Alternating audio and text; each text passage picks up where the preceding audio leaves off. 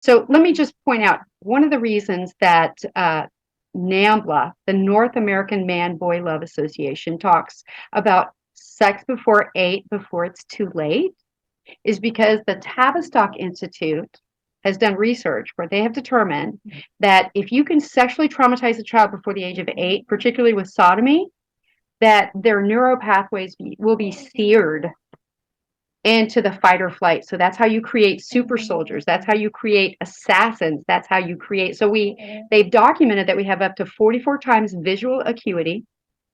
We have enhanced stamina, enhanced ability, and a photographic memory. So everything that I've spoken to you about today is off the top of my head. I have all those memories and those details are in my brain photographically, and my memory is just absolutely phenomenal. Now, backing up a little bit, when I was in the first grade, they determined, in addition to my angel eyes, the central heterochromia, they determined that I was testing in the 99th percentile. So, and this is when my mom was already working for the mafia, but I had not yet come into the mafia family where I was betrothed. So she was just working for them, and I knew of them, and I knew she worked for them, but I didn't have like I wasn't in the family yet until we moved to North Kansas City.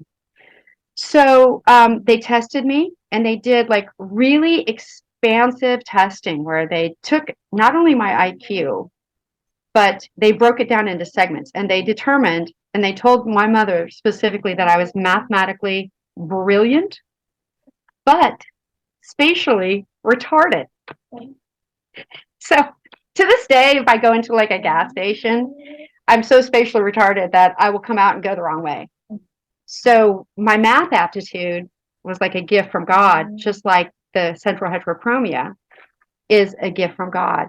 So that what it does is it helps you to really plug in to God's discernment. So when I went to Youth for Christ camp, I went there to ask God to forgive me for being raped. Now, I speak of this with my survivors because we all have similar issues where we blame ourselves. We think as children we were supposed to be able to negotiate something else, some other kind of outcome. And so I always tell people, it's like, yeah, I went to Youth for Christ camp at the ripe young age of 14, having been violently raped after being molested and raped throughout my childhood.